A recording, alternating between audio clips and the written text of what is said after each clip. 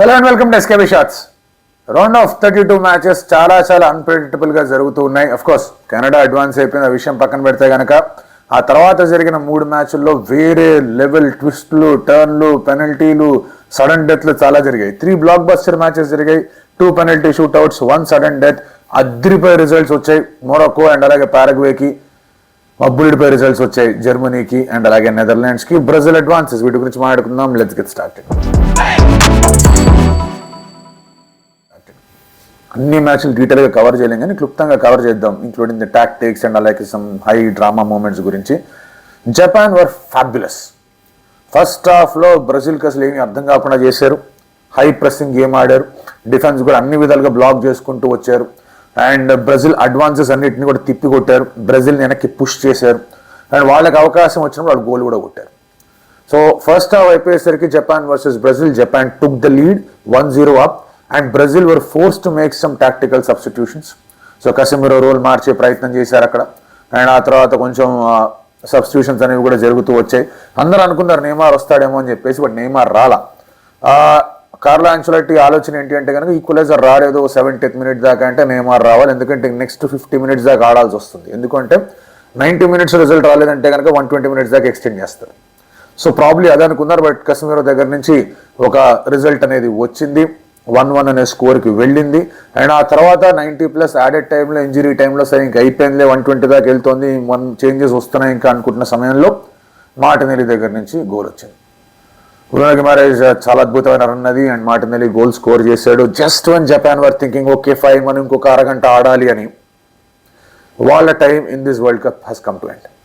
So అదే అంటున్నా, చాలా అన్ప్రెడిక్టబుల్గా ఉంటుంది, ఎస్పెషలీ నాకౌట్స్లో. You will never know what's happening. Knockout pressure ఖచ్చితంగా ఉంటుంది.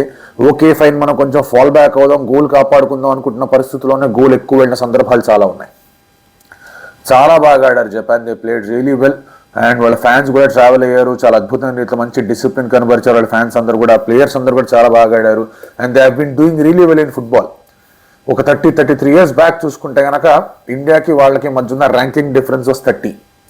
ఇప్పుడు ఇండియాకి వాళ్ళకి మధ్య ర్యాంకింగ్ డిఫరెన్సెస్ 117. సో క్లియర్గా వాళ్ళు ఎలా ప్రోగ్రెస్ అయ్యారో, మనం ఏ విధంగా వెనక్కి పడిపోయామనేది తెలుస్తాం. So Japan are out, Brazil advance, they survived Japanese care. తర్వాత రెండో మ్యాచ్ అయితే వేరే లెవెల్ మ్యాచ్ అబ్బా. పారగ్వే అగైన్, జర్మనీకి అర్థం కాలేదు ఏం చేస్తున్నారు వీళ్ళని. So Germany were forced to play aggressive and at the same time ఆ రిజల్ట్ కూడా రావట్లా till Kai Havertz netted a goal. తర్వాత ఈక్వలైజర్ అనేది వచ్చింది. ఓకే బాగానే ఉందనుకున్నారు, ముందుకెళ్తోంది, గోల్స్ రావట్లా. వాళ్ళు బాగా డిఫెండ్ చేస్తున్నారు, వీళ్ళు అటాక్ చేసే ప్రయత్నం చేస్తున్నారు, కానీ వర్కౌట్ కావట్లేదు వీళ్ళకి. అండ్ నాల్స్మెన్ టాక్టిక్స్ మీద కొన్ని క్వశ్చన్స్ ఖచ్చితంగా వస్తాయి. అతను ఎందుకు రాలేదు, ఏం ఫార్మేషన్, ఏం జరుగుతోంది ఇక్కడ అని చెప్పేసి.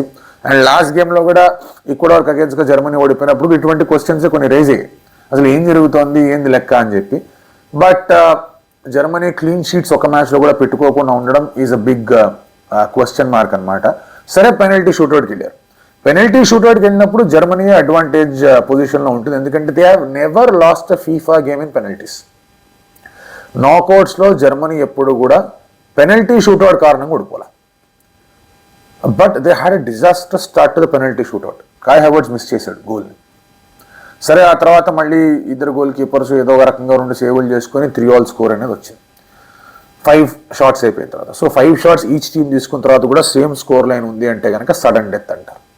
సడన్ డెత్ అంటే ఏంటి, ఒక టీం వాళ్ళు గోల్ కొట్టి ఇంకో టీం వాళ్ళు గోల్ కొట్టకుండా ఉంటే కొట్టని వాళ్ళు ఎలిమినేట్ అయిపోతారు, కొట్టిన వాళ్ళు ముందుకెళ్తారు. సో ఆ సడన్ డెత్లో ఫస్ట్ అగైన్ జర్మనీ తీసుకుంటారు. అది తీసుకునేది కూడా ఎవరు, జానథన్ టా లేదా జానథన్ టా, ఎట్లా పిలుచుకున్నా ఓకే. టా కొట్టేశాడంటే కనుక చాలా ప్రెషర్ ఉండేది, ఎందుకంటే ముందు పెనల్టీస్ కొన్ని మిస్ చేసుకున్నారు వీళ్ళు, పారగ్వే వాళ్ళు. బట్ టా మిస్ చేసేసరికి ఇంకా అద్భుతమైన అడ్వాంటేజ్ దొరికేసింది. ఇంకా అలాగే గోల్ స్కోర్కు చేసాడు. అండ్ దాంతో పారగ్వే సెలబ్రేట్ చేసుకుంటూ వచ్చారు. Germany had their heads down. ఏం చేయాలో అర్థం కాలేదు వాళ్ళకి, ఫేస్ కవర్ చేసేసుకున్నారు. లాస్ట్ 2 times వాళ్ళు నాకౌట్స్ కూడా రీచ్ అవ్వలేదు, ఈసారి నాకౌట్స్కి రీచ్ అయ్యారు. They were doing well, group toppers. Advantage కనిపించింది against Paraguay which is not a strong team comparatively. But Germany బోట్ వెళ్ళిపోయారు. ఆ తర్వాత మ్యాచ్ మళ్ళీ ఇంకొక బ్లాక్ బస్టర్ మ్యాచ్. ఈ మ్యాచ్ అప్సెట్ అని చెప్పను, ఎందుకంటే Morocco have been playing some great football.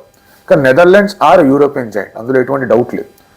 And Netherlands అదే విధంగా ఆడారు కూడా. మీకు 70th minute కోడి గాక్పు కూడా కొట్టాడు. వాళ్ళు కూడా ఆ లాస్ట్ యాడెడ్ టైంలో కొంచెం కేర్ఫుల్గా ఉండుంటే 1-0తో హాయిగా అడ్వాన్స్ అయిపోయి రౌండ్ ఆఫ్ 16లో ఉండేవాళ్ళు. అక్కడ గోల్ వచ్చింది మొరొకో దగ్గర నుంచి గోల్ వచ్చిన తర్వాత 120 అయింది. మళ్ళీ పెనల్టీస్కి వెళ్ళారు. పెనల్టీస్కి వెళ్ళినప్పుడు మళ్ళీ అదే పరిస్థితి ఏర్పడింది, where goalkeepers had to make those saves. Achraf Hakimi కూడా గోల్ కొట్టలేకపోయాడు. బట్ లాస్ట్లో if you look at the scoreline, Morocco నెదర్లాండ్స్ని పెనల్టీస్లో ఓడించింది. అండ్ ఈ పెనల్టీస్ అనేవి ఇట్స్ లైక్ లాటరీ బాస్. ఆ రోజు స్ట్రైకర్స్ మీద ఫుల్, అదే ఆ పెనల్టీ వచ్చినప్పుడు strikers are under complete pressure penalty షూట్అవుట్లో. గోల్ కీపర్కి ఏంటి అంటే ఆపితే హీరో, గోల్ పోయిందంటే గోల్ కీపర్ నవ్వడేమండు.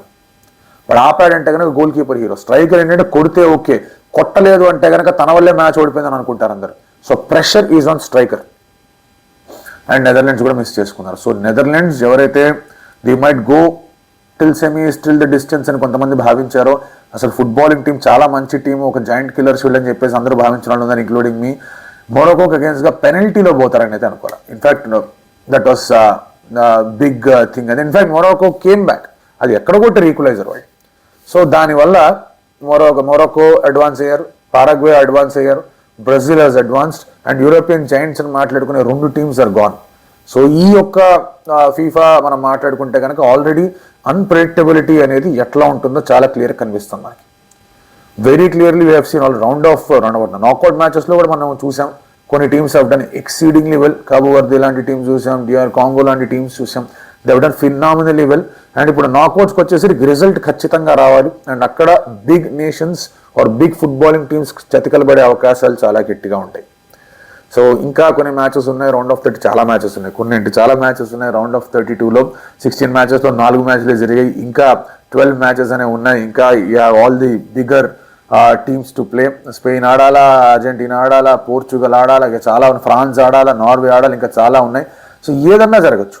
సో ఈ రిజల్ట్స్తో మనం చెప్పుకునేది ఏంటి అంటే కనుక ఇట్ ఈస్ ఫుట్బాల్తో ప్రాబ్లం ఏంటి అంటే మీకు ఎప్పుడు ఎక్కడి నుంచి ఎలా గోల్ వస్తుందో తెలియదు, ఎప్పుడు ఫౌల్ అవుతుందో ఆ ఫౌల్ ఏ విధమైన ఛాన్స్కి దారి తీస్తుందో తెలియదు, ఒక కౌంటర్ అటాక్ ఎక్కడి నుంచి వస్తుందో తెలియదు. సో వెల్ డన్ అని చెప్పుకోవాలి ఇక్కడ ఈ 2 టీమ్స్కి కూడా.